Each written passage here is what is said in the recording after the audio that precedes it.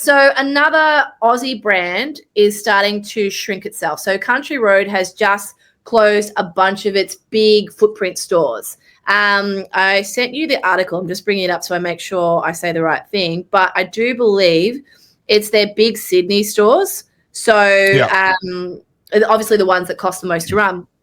Now, Country Road is obviously the parent label for a lot of other brands like Witchery, Trenery. I think they own Mimco as well, and maybe a couple others. And I find it really interesting that something like such an Aussie staple like Country Road is going through. I think they said their turnover had shrunk by 7%, which, when you think about it, that's a huge amount.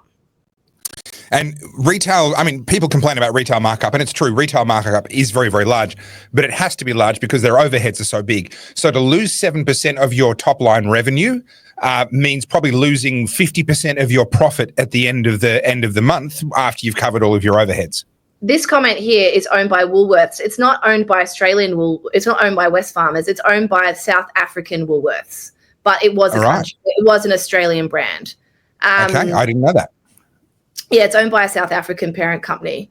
I don't know when they sold that out. But so the issue with Country Road going under is it was one of those quintessential Australian brands that, unfortunately, thanks to companies like Zara, H&M, Shein, Temu, Cotton On, it's our own homegrown fast fashion label. It's pushing a lot of these people out. But there's also a couple of things there, and I'm going to throw a curveball. Fashion runs parallel to culture, which obviously runs upstream from politics. Fashion has become so homogenized now. There have been those memes of teenage girls basically looking like carbon copies of each other. We have lost that diversity in the way we express ourselves. So I'm not shocked to hear Country Road struggling because, unfortunately, now everyone looks the bloody same. There is no opportunity for people to go and express themselves. And I think you'll see a lot more of this, unfortunately. We're going to see that homogenization of the retail sector. It's already there, to be honest. Is there still a desire for people to look individual, though? I mean, for myself, black T-shirt, black jeans, black sneakers, that's my happy place. You want me to talk? Because I can talk about this. Okay, go.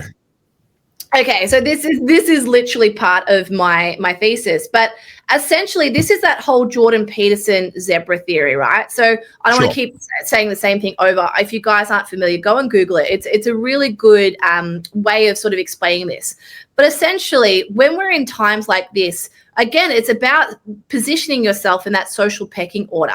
Standing out now is seen as rebellion. You don't want to be seen as the person on the fringe, because what happens if you're on the fringe? You're a right-wing nut job. You're a conspiracy theorist. You're a bigot, and it makes you a target. Now, obviously, I'm talking in absolutes and I'm generalizing, but when it comes to that expression, we are seeing a homogenization across so many industries, particularly beauty. You know, we call it the Instagram face. Most young women now are full of Botox and fillers. Yep. Why? Because it's more accessible, but also because now we have positioned it to a point where age is a bad thing. You don't want to do that. You want to self-care. But actually what's running alongside this? We can argue the psychological and ideological things, but a lot of this is hyper-consumption. We are creating massive little spending robots, little zealots. And I bring it back to the bloody Labubu, right? Like, I'm jumping all over, but let's have a look at Labubu. I can't even say it. Say the word. Labubu dolls. Do you know what I'm talking about? Those little demon things? I know of them. Yeah.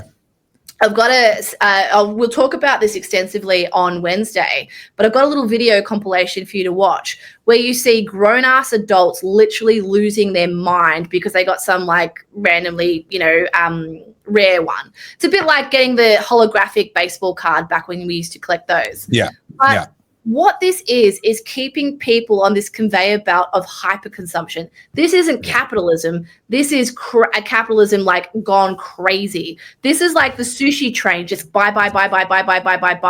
And when you feel like you've bought enough, you buy more. This is why we see haul videos. So I would say the Labubu dolls are in a slightly different niche within the capitalist world where they've activated the gambling gene, the uncertainty, the unknowing. The same reason why people get into your trading cards and these sorts of things.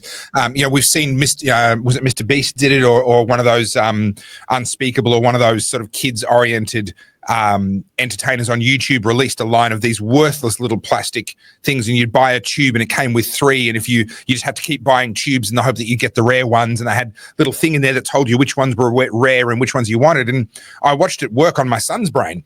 I watched it activate that thing in his brain, and he wanted to go and dump all of his savings, and he's been a really good saver. He saved up over 4 years. He saved up $500 to buy himself his own Nintendo Switch because we wouldn't buy one for him. We gave him jobs, and he did the jobs, and he saved the money. He's been a really good saver. And I watched as this activated in his brain, and that gambling element of it just hooked him. And we talked it through, and I got him to the point where he could see it for what it was, and could see how he'd been manipulated into desperately wanting something that was in fact worthless. And we bought a couple of tubes, and he played with them, and he lost interest and moved on. But that's a sub niche within that sort of capitalist world. Yeah, that's true. But I think it just sort of sets a trend for the mindset of people who they don't even know why they're purchasing anymore. I mean, I'm guilty of this with Amazon. I think Amazon's amazing. I'm very pro Amazon just because it's so efficient. But they had Prime Day the other day, and it's meant to be Prime Day, but it actually goes for like a week, and those deals continue on. And the whole thing of it is just to keep you buying. Buy. It's so cheap. It's so efficient. It'll be here tomorrow, and you don't even realize what you're spending. And it's crazy because it's like you think about just 30 years ago, right, before we had social media, because I do think social media makes this much more of a social contagion. But 30 years ago, when you went into the average Aussie kitchen, you had like your tongs, your normal utensils, like, maybe a spatula. It was maybe broken or a bit melted because it'd been on the side of the pot. You had some tea towels that didn't match anything. You had a bunch of mismatched plates and maybe some plates from Coles or Woolies that you got with some stamps that you collected. There wasn't this overall obsession with aesthetics. And what we see now is people go to your Kmart. Someone brought up Anco, sorry. Anco was, like, I would argue brilliant, but I can see why it's bad. But whoever came up with that was a marketing genius. Like the way they reinvented Kmart was incredible.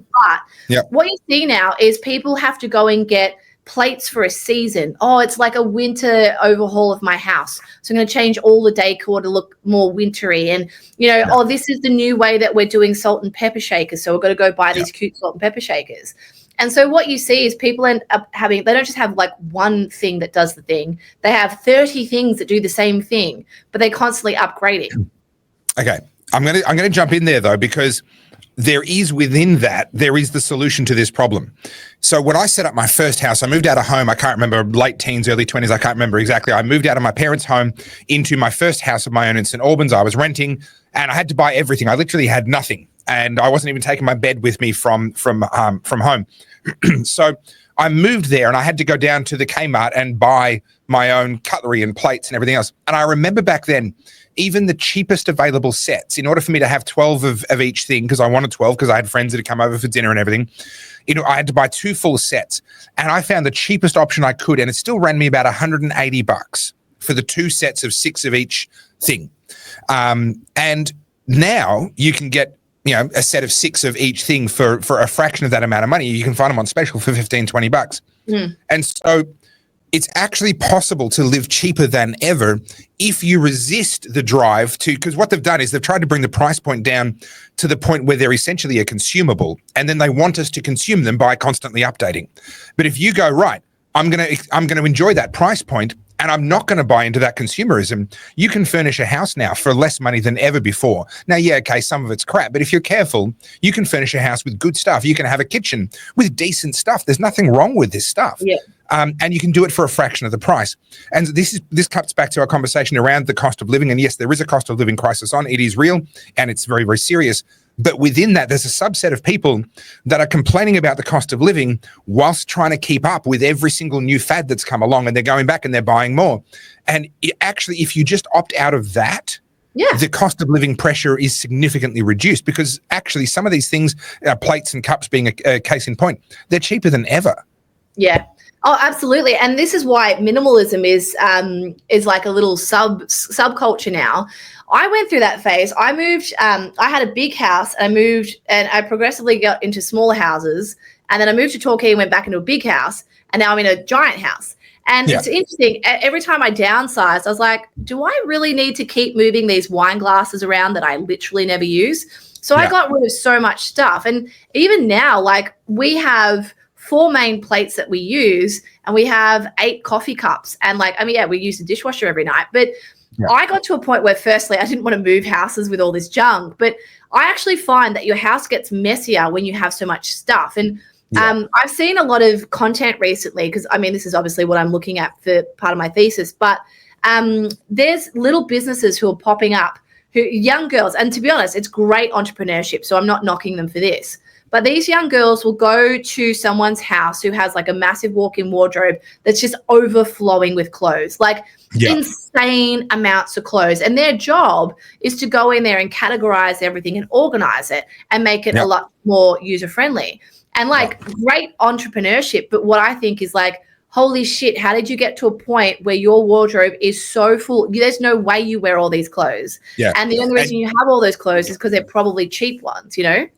And to the point that you need a consultant to help you organize your oversized walk-in wardrobe. Like, sorry, that's an off-the-chain first world problem right there. Yeah, it's interesting, but it's funny because I just saw someone comment, and I've lost the comment.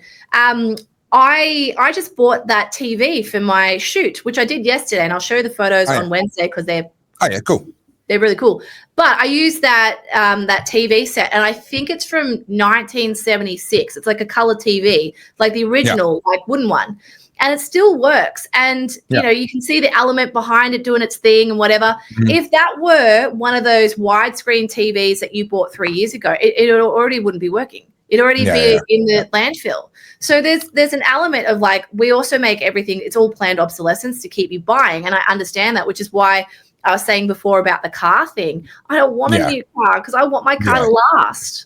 Yeah, and that's particularly in the tech spaces where that sort of things just aren't lasting, and they're not made to last. And there are good economic reasons for that, but there is the planned obsolescence as well. You've just watched another short clip from the Oddcast, and if you'd like to see the full video, it is over at our dedicated channel. That is the Oddcast HQ on YouTube. We will see you there. Don't forget to like, subscribe, and have a chat in the comments.